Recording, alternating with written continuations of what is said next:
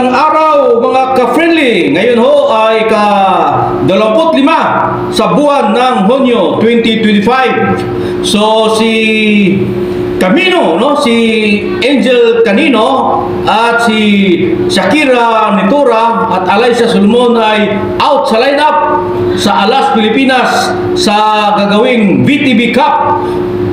Ang rason sa ating alamin, 6 middle blockers and 4 sitters laban sa Vietnam sa Alas Pilipinas, no, pinutakti ng mga buzzers. So ating alamin mamaya, no, mga ka-friendly. Shout out sa ating President and CEO sa Friendly Music Cycle 102, no, sa pitan sa inyong mga radyo, ang 102.5 FMC News FM sa Davao del Sur. Walang iba, ang doktora ng masa, Doktora Migmig Calida, kasama ang kanyang mami, no, si Madam Cura Calida. Shout out sa ating mga 21 barangay sa bayan ng Hagunoy, at shout out sa mga apelido of Jess Cabardo, Constantino Ortiz and Galamgang family, at sa mga Bingan family at mga Reponte family. Shout out din sa mga Ordanisa family, mga ka-friends, at shout out din sa ating mga kaibigan, no, sa 21 barangay at sa ating mga batchmate, no, sa 1987, no, diyan sa Ramon Magsaysay Elementary School. Shout out.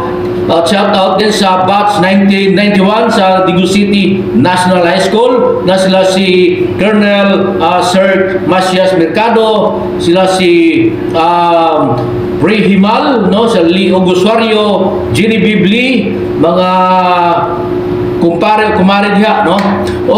Shout out din sa ating batch 1987 diyan sa Ramon Magsaysay Elementary School, ang Mayor Joseph Taga, sila ni Rapi Mediodia, at sila ni Peter Arinain, ila ni Rani Jimeno, ila Suilo, ila ni Annalyn Habaradas Baruna. Shout out. Ating pag-usapan ngayon ang gagawing this coming July, no, mayroon og gagawin na VTB Volleyball Cup diyan sa may bansang Vietnam. Imbitado, kasali ang bansang Pilipinas, pero ang nangyari ngayon mga ka-friendly, so sila si Angel Canino, sila si Shakira Nitura at Alyssa Solomon ay hindi nakasali, no, sa ginagawang roster, no, mga ka-friends. So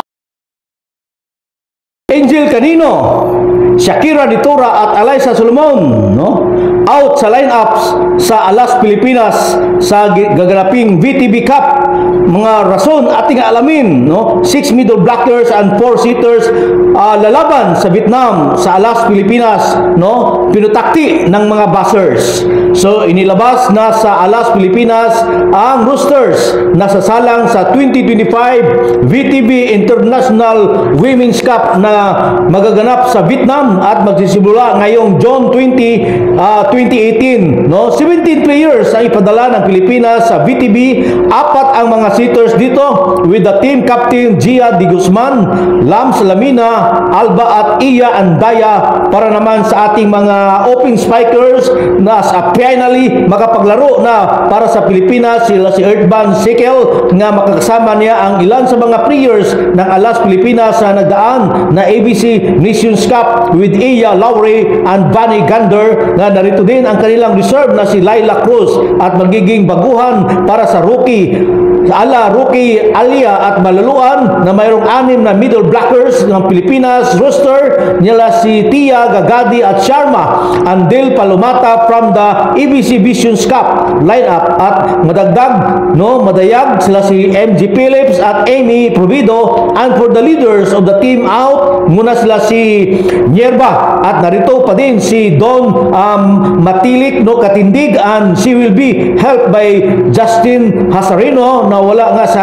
listahan ng mga roster ng Pilipinas sila si Angel Canino, Villa Belen, Alaysa Solomon, Shakira Nitora, Andres Lorisco. Samantala sa nadagdag itong sila si Alba Andaya, MG Phillips, Probido Pan, Malaluan at Nazarino. Umani ng puna ang inilabas na roster na ito ng Pilipinas kung sino ang mga naman kasi yung mga scorers noong nakalipas na ABC Nations Cup ay sila pa yung nawala. No, speaking for Villa Belen, Angel Canino and Alaysa Solomon ang naging trio ng ating bansa. Explanation ng ilan, no bearing naman sa FIB ranking ang kaya hinatna ng mga games sa VTB Cup. Friendly tournament lang naman kasi ito na hosted by Vietnam at invited ang Pilipinas sa supposed to be panga ang Angel sa magiging representative sana ng bansa. Pero alas Pilipinas ang humalili para sa mabigyan ng exposure ang ibang players. Gayon pa man, kahit na non-bearing ang pagkakataon, sana ito para sa magkaroon ng chemistry ang ating alas girls at para ma-establish ang tinatawag na giling sa loob. Kung may idagdag man sana ay ilan lang sana at ito ay hindi madami, at kung ang intensyon ng alas Pilipinas ay ang pagbigyan ng exposure ang ilang mga players, bakit anim ang middle blockers na line up at kung sino pa yung mga main scorers ay sila pa ang nawala?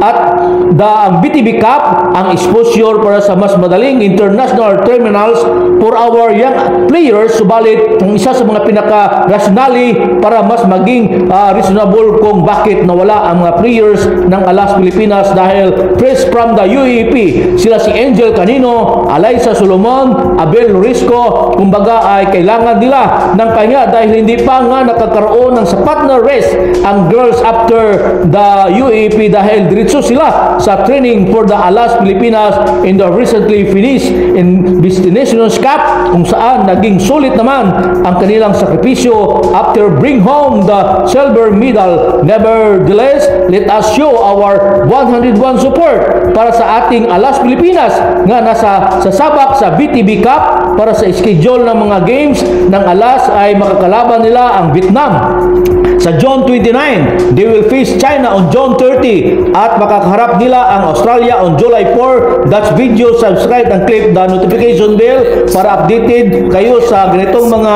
women's volleyballs for Asia Pacific. Thank you for watching mga ka-friends.